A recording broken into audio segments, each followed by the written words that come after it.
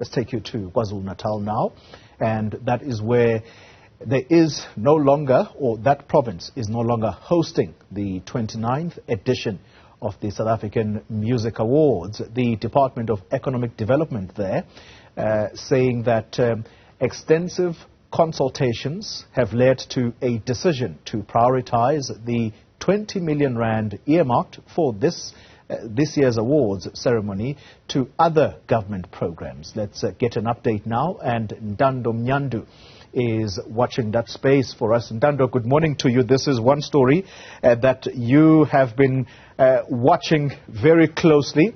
What has led to the MEC of Economic Development there caving in and deciding that perhaps it is time to let go of this awards ceremony? Well, certainly, Xoli, as you correctly put it, it's been, quite a journey up to so far.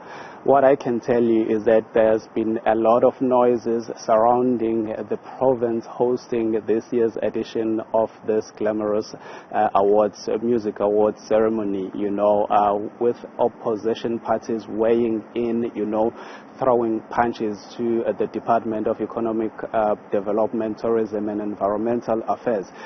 Lately, what, we assume or suspect might have been, the straw that broke the camel's back was a letter that was penned by the leader of Action SA in the province, Mr. Zwakele Mncwango, who was questioning, the huge amount that was earmarked to be spent on these awards. The letter was directed to the president of the country, His Excellency Cyril Matamela Ramaphosa, trying to gain his support to issue a statement that would lead to these awards, being stopped.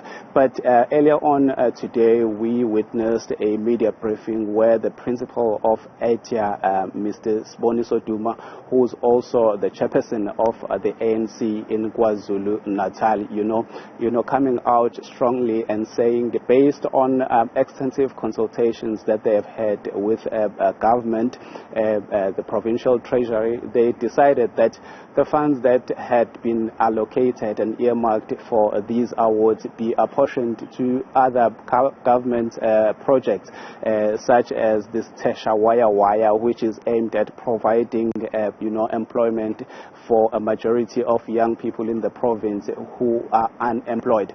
But let us just dip into the interview or the bite where Mr. Siboniso Duma, states categorically clear to the reasons why they decided, not to host this year's summers.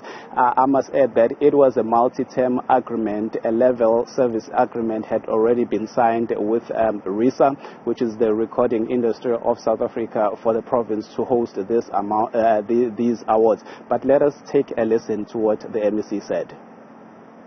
As an executive authority, having consulted widely with the Executive Council and other stakeholders, I've advised the department to stop the hosting of South African Music Awards this year.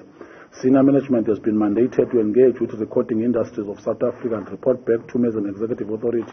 We will report to the KZN Council as the hosting of the Summer Awards was a collective decision. We reiterate the point that our hearts are with the artists whose lives were destroyed by outbreak of COVID-19. The Summer Awards was their hope and the source of income ahead of the festive season. Having said, for the record, we wish to reiterate the following points we have made consistently. The procurement process was followed, and the department to secure approval from provincial treasurer for funding of the Summer Awards was above the board's transparent and free of any irregularities. Unfortunately, in the process of ensuring transparency, official and public available documents have been weaponized against the departments to scandalize this national event with global following. Well, there you have it, the MEC of Economic Development, Tourism and Environmental Affairs in the province of KwaZulu-Natal. Just to break down the amount of monies that would have would have been spent on these awards. We have the Department of Etia, pledging 20 million that had been, set aside for these awards. You have the eThekwini municipality also, coming in at a staggering 25 million rands, to sponsor these awards. And you have the Provincial Department of Sports, Arts and Culture, coming in at 2.5 million rands. Now we are looking at a budget of just, below 50 million rands for this event. But now we want to get clarity on whether this multi-term agreement that the province has with RISA is still in place. Let us rope in the spokesperson for the Department of Economic Development, Tourism and Environmental Affairs, Mr. Ntando. Mr. Ntando, you had a level service agreement with RISA. Is it still intact? If not, what is the situation, briefly? Yeah, no, thank you very much for the opportunity. And we are still working very closely with the recording industry of South Africa. As the MEC sponsor to my indicated, we believe that we have to continue to intervene into different sectors of the economy. The creative industry is very critical, so we are going to be working with them over the next 3 years. And the MEC was very clear in saying we have been consulting with different role players, including provincial treasurer.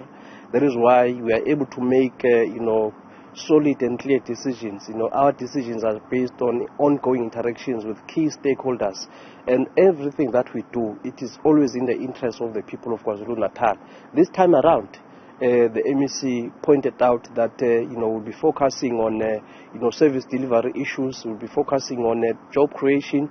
We'll be focusing on dealing with protecting the vulnerable members of society. As you all know, we are experiencing, price hikes. That is why there is amount of money that is going to be dedicated to support spaza shops in the townships and in rural areas. The MEC indicated that an amount of 100,000 will be allocated to owners of spaza shops, to assist them to,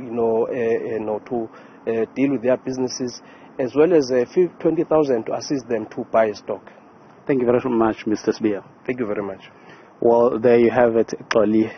The summers are no longer happening in the province of KwaZulu-Natal. It lies with the recording industry of South Africa as to who will be hosting the awards this year, or if it will be done visually. Your guess is as good as mine.